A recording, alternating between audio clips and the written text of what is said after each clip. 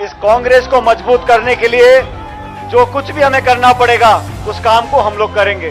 साथियों, मैं लगभग 6.5-7 साल तक राजस्थान प्रदेश का कांग्रेस कमेटी का अध्यक्ष रहा।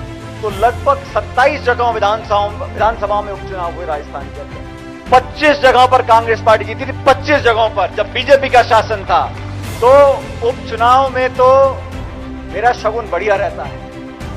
अब मैं यहां पर आया हूं, मुझे पूरा विश्वास है हर तरफ कांग्रेस की लहर है। बहुत से कारण हो सकते हैं, लेकिन सबसे बड़ा कारण यह है कि जनता सबक सिखाना चाहती है। जनता दुनिया को दिखाना चाहती है कि इस मध्य प्रदेश में, इस देश के अंदर हमारा लोकतंत्र, हमारी जमहूरियत अभी मजबूत है, जिंदा है। जब चुनाव का समय आता है तो माथा और नाक रगड़कर वोट मांगनी पड़ती है, गली गली जाना पड़ता है, गरीब को प्रभु बोलना पड़ता है, हाथ जोड़ने पड़ते हैं। ये चोरी छुपे, लुका छुपी, लालच, प्रलोभन, डर, भय ये पैदा कर विश्वास मत हासिल करने की कोशिश की जा रही है।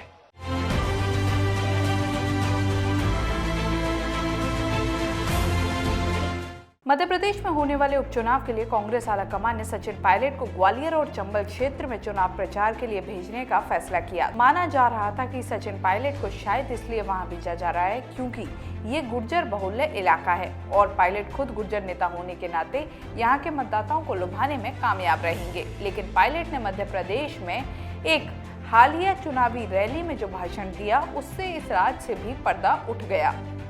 मध्य प्रदेश की 28 विधानसभा सीटों पर आगामी 3 नवंबर को उपचुनाव होने हैं, जिसके लिए पायलट ग्वालियर में कांग्रेस प्रत्याशी के समर्थन में एक चुनावी रैली को संबोधित करने पहुंचे थे।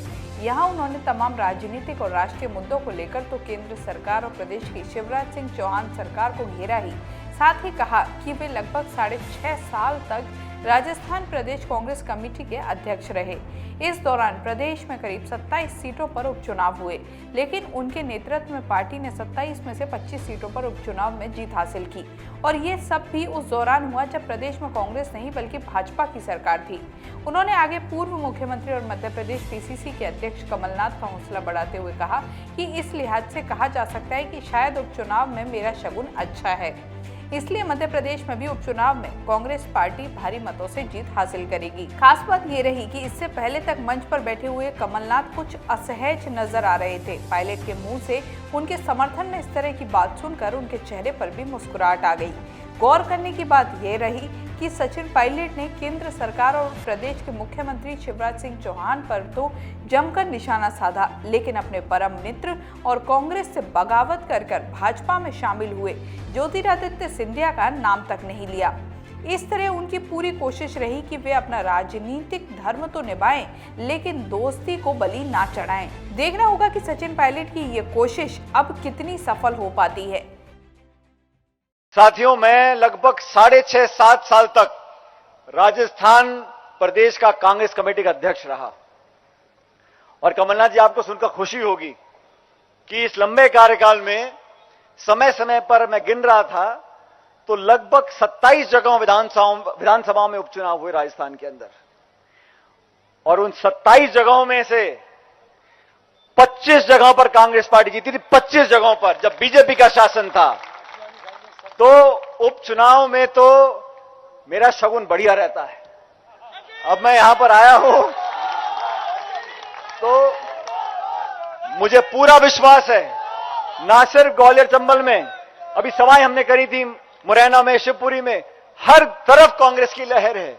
बहुत से कारण हो सकते हैं, लेकिन सबसे बड़ा कारण यह है कि जनता सबक सिखाना चाहती है। जनता दुनिया को दिखाना चाहती है कि इस मध्य प्रदेश में, इस देश के अंदर हमारा लोकतंत्र, हमारी जमहूरियत अभी मजबूत है, जिंदा है। जब चुनाव का समय आता है तो माथा और नाक रगड़कर वोट मांगनी पड़ती है, गली गली जाना पड़ता है, गरीब को प्रभु बोलना पड़ता है, हाथ जोड़ने पड़ते हैं। और मैं मानता हूं राजनीति में अगर कोई आत्मीयता से, प्रेम से, सद्भाव से एक दूसरे के साथ बर्ताव रखता है, लोगों को इज्जत देता है, उस नेता को लोग सराखों पर बिठाते हैं।